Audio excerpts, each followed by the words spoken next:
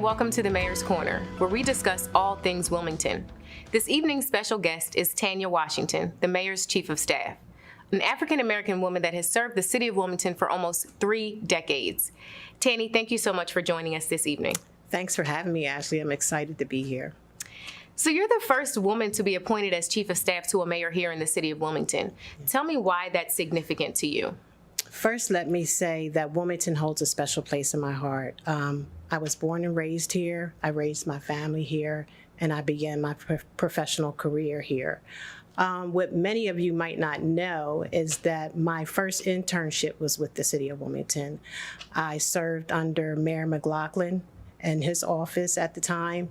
And then after that, I continued with my internships with the city in various departments, and that was finance and human resources. So when I came back officially full-time position with the city, I served in various branches of government, the legislative branch for 14 years and executive branch for now over 15 years. During that tenure, what I saw was that the chief of staff role and department head roles, the executive branch, were mostly male-dominated roles. So I never thought there would be an opportunity for a woman to actually break that proverbial glass ceiling. And it happened. I mean, you know, I did put a little crack in it when I served under Mayor Baker as his deputy chief of staff for 12 years. But 2017, Mayor Przicki, he entrusted me to run the operations of city government as his chief of staff, and we cracked the ceiling. And I would be remiss in not mentioning that we have our first city council president, woman president, which is Hanifa Shabazz in that same year. So it was the year of the woman. But the other point is that this is significant to me because the young women in our community can look to me as an example of one who can aspire into a leadership position. It's important that we set that stage for them. It's important that they see women like us in these positions so they know they too can be a leader. Yeah, I would agree with that. And speaking of women and breaking glass ceilings, as an HBCU alum, a leadership position in the city of Wilmington, how did you feel when you learned that an HBCU alum, a Black woman, would have the opportunity to run for Vice President of the United States? One word comes to mind, that's trailblazer. That was one of the most proud moments I can recall in a long time. And you know, as a HBCU alum, that we have a special sisterhood in that community, that there's a sense of family. So we see ourselves in her, you know, but now she's on the national stage. And the nation can see what we've always known all along, and that's HBCU produces really high caliber leaders. And so I'm so proud of her. I know that she'll do well as Vice President of the United States. I'm going to claim that for her and call her that from now on. So yeah, I'm excited. Yeah. Me too. Same here. And I appreciate, you know, you and the mayor also entrusting Black women in leadership positions throughout the city government. The city of Wilmington is such a diverse and amazing place to be employed. And, yes, you know, when the mayor came into office, he made it a point to make sure that his administration looked like the constituent base that it served. So can we talk a little bit about why you think that that's important? It's important because I think the mayor understands for a fact that he needs to have a team around him that's reflective of the community that it serves. You know very well that we have our senior leadership meetings in the morning, and we discuss a myriad of issues, and the mayor, he really respects and values our opinion.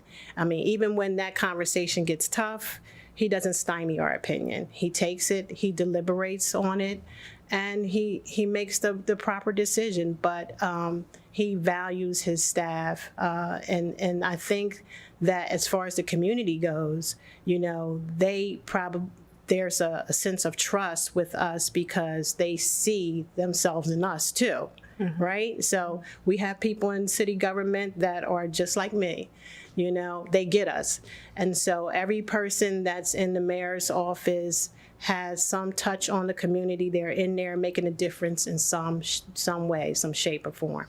So I know that he values that in his staff. Alongside the mayor, Tanny, you guys have accomplished so much over the last 4 years almost. Can we touch on the things that you're most proud of? Well, you're going to hear it again. You heard it before. It's on the show, but it's the HBCU week. And the HBCU week is like the most impactful endeavor that I've seen in city government in a long time. It just does my heart good to know that there's thousands of children that will have an opportunity to matriculate to colleges and universities. And, you know, you change the model and how we do that, because I can tell you from past experience, the old model was let's raise funds, let's raise money for scholarships, and let's give these scholarships out. Let's take them on a college tour. So what you and Earl Cooper have done, you're bringing the universities to the city of Wilmington, and you're taking the middleman out of the equation. The universities are dispersing those scholarships to the students, and you know it's a wonderful thing. And let me just, for my own selfish purposes, I love the celebrity events, I love the panel discussions, but I love the Battle of the Bands. Yeah. So I'm hoping that my school, shout out to Norfolk State University, will participate at some point in time when we get through this pandemic, that we can have them there marching on. And just for an extra shout out for them, they were the HBCU Band of the Year before all this pandemic broke out. So. Oh, yeah, Norfolk University. Yeah, you know, it's so funny. You know, the mayor, in his point to make sure his administration was diverse, did hire a lot of HBCU alums. So it's always a blessing to just, you know, engage with our fellow alums, you know, from Delaware State to Norfolk to Howard to Morehouse to Spelman to, I mean, the list goes on. So I just think it would be remiss if, you know, our constituent base did not know that, yes, we do put on HBCU week, but we are also HBCU alums. Exactly. And the mayor made it a point to make sure that he surrounded himself with, you know, people that could help him through these decision-making processes. That's true. That he would need, you know, to lean on us for. So, well, HBCU represents Black excellence, and so it, you know, the other good thing about this HBCU week is that it's garnered national attention for us. Okay, we have Stephen A. Smith as our ambassador. Magic Johnson was here, and I don't want to reveal what's coming up, but we know that we have other huge corporations and partners that are going to participate going forward. The amount of scholarships that have been awarded, over 5 million, you know, that's significant. The fact that our corporate partners are, you know, contributing as well, and you know, it's over $2 million, I think, with Comores, is that correct? Over a period of time, but that's phenomenal. So, you know, kudos to you guys. I hope, you know, that this model carries on to other cities, because we're doing it the best. Yeah, I'll say that. Mayor Pazicki's doing it the best, and he's an example of how you can touch the lives of children that need it. Yes, and it's so important for him or us to recognize that he was able to step out into this position and say, yes, HBCUs are important. We should do this initiative, and it has garnered national attention.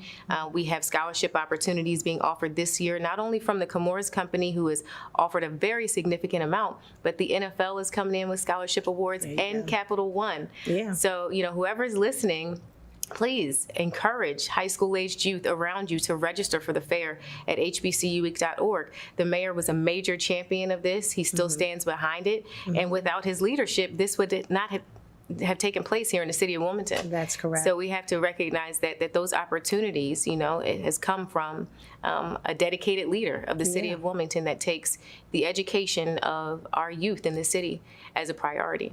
So the return on investment is over the top. I mean, we may contribute from the city, I want to say about $95,000, $100,000. But when you're talking about millions of dollars in scholarships, it's all worth it. Yeah, definitely. So as we've said, you've worked in city government for almost 3 decades now. What would you say it takes to effectively lead the city of Wilmington based on your personal experience? For a mayor, I'm going to take it from the perspective of being a mayor in the city of Wilmington. You need to have an understanding of the inner workings of government. And what I mean by that is it's not just about the operations of government and departments, it's understanding your constituent base. And your constituent base is not just the residents, but it's the corporate community as well. And you have to understand what their needs are, and you have to respond accordingly. The other thing that is critical is you have to have a vision. Where do you want to see the city go? And it's not important just to have a vision. You have to have a knack to select a team that can execute that vision, right? And in my opinion, Mayor Mike has done that. Lastly, but not least, you have to have an ability to cultivate relationships. And we have a legislative branch of government, and much of what we do could not happen without City Council approving our budget. This is where our resources come from. This is how we move our agenda forward. So we have to have the conversations with City Council on how we want to go about it. And we have to do our best to get their approval. There's friction in council, and it's been very difficult over these last 3.5 years to push that agenda forward. But the mayor has the ability to cultivate those relationships with the leadership of council. So while there's friction, we've been able to move our agenda forward. So speaking of your agenda and moving it forward and plans for the city, just wanted to get your perspective. Did you view the most recent mayoral town hall debate? And if so, wanted to get your thoughts on it. It was very interesting to me, but from your perspective, wanted to know how you felt about it. I did see it. My opinion about debates in general, I don't think it's a good forum to really get to the essence of a candidate. You have a really condensed period of time in which one can articulate their position or share information. And then at the same time, you have individuals who are making false statements. And, how do you really refute that? I mean, there's not a fact checker in the room like, oh, no, you're wrong. I mean, you can say it, but it's in the universe. I just don't, I think debates are, that's an old way of doing things. What I found to be more beneficial to the community is those town hall meetings. Okay. So you have, the candidate in front of the residents of that community, and they ask pointed questions that are relevant to them, right? And so to me, that's a dialogue back and forth that's more beneficial for everybody. Yeah, I would agree. Because the lawyer in me, as I was watching the debate, I'm like screaming at my TV, like, wait, that's not right. That's wrong. That's not right. So every time something comes up. So I agree. Maybe we've aged out of the old way of the debate stage. Maybe there's a more effective way to do it. I think that town hall thing, you may be onto something. Yeah. I mean, the little snarky jabs, it's just it's just so uncalled for. And, but some people, they feed into that. So, and it's also difficult with this pandemic because these Zoom mechanisms and things, people are mute. Can you hear me? Can you hear me? And they're making faces and, they don't get the feed off of human energy. They don't get the feed off of that. They're talking to this screen. So it's just a weird time for a campaign, a political season. Yeah, I would agree. So based on your experience over the last almost 4 years, what would you say sets the mayor apart from his opponents? Simply put, his proven record of success, his track record. I mean, since I've been with the city, this mayor has accomplished quite a bit in a very short period of time, 3.5 years. I've never seen this much investment in our parks, in our roads. I mean, he rolled out the platform for 311, our OpenGov transparency platform. We have the beautification campaign where we hire residents in the community to clean their neighborhoods. I mean, there's a lot of things that he's doing, that, and I would like to see him continue to do that. So after Mayor Mike is reelected, what would be the first thing that you would like to get done together?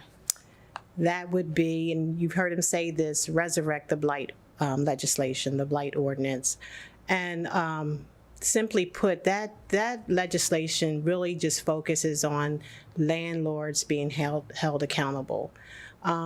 You would be shocked to see some of the pictures that I see in our residents living in deplorable condition, renters.